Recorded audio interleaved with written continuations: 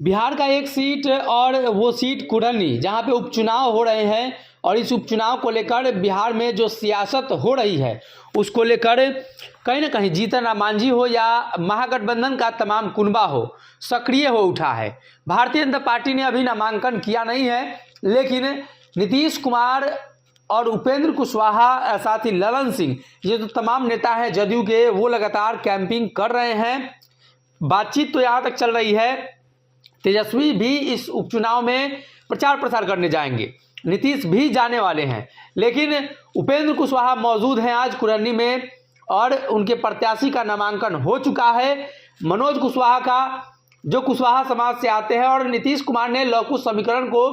मजबूत करने के लिए कहीं ना कहीं उस क्षेत्र से कुशवाहा को टिकट दिया है। पहले भी वो जीत कर आए हैं, लेकिन अब नीतीश तेजस्वी की मुश्किलें बढ़ गई हैं। दरअसल लौकुश वोट बैंक में ही बड़ी सेंधमारी हो चुकी है। आपको बता दें कि चुनाव को लेकर जितनी ज़्यादा चर्चाएं होती है, उससे ज़्यादा चर्चा चुनावी समीकरण को लेकर हो जाते हैं। तो ऐसे में वहाँ के जो चुनावी समीकरण है वो कहीं ना कहीं सवर्णों के पक्ष में जाता हुआ दिख रहा है। बात ओबीसी और बनिया वोटरों की जाए तो अच्छी खासी है, लेकिन कुशवाहा समाज भी 35,000 जो वोट बैंक को जिस पार्टी में डिलीवर कराएंगे वो पार्टी कहीं ना कहीं जीत के मुहाने तक पहुंच पाएगी। मुस्लिम वोट बैंक भी है, लेकिन नीतीश कुमार के कुशवाहा वोट बैंक में बड़ी सेंधमारी हो चुकी है। दरअसल भारतीय जन परिवार पार्टी के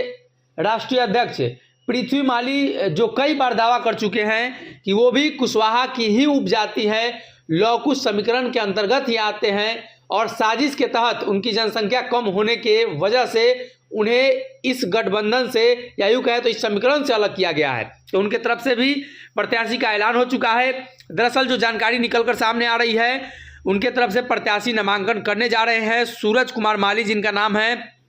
और वो उस क्षेत्र में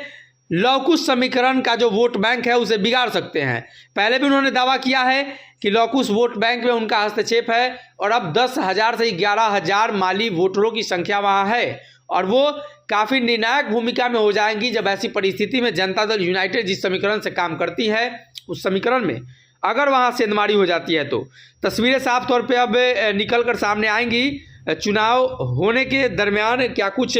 प्रतिक्रिया होती है लोगों की, लोग किस पक्ष में जाते हैं, लेकिन बड़ा सवाल है कि नीतीश कुमार के लव कुश समीकरण में बड़ी सेंधमारी होती हुई नजर आ रही है, और कहीं ना कहीं पृथ्वी माली ने एक बार फिर से उस जगह पर मुश्किलें बढ़ानी शुरू कर दी है। खास तौर पे जब लव कुश समीकरण की बात आती है तो उनका भी दावा है कि वो भी इसी समीकरण का हिस्सा है।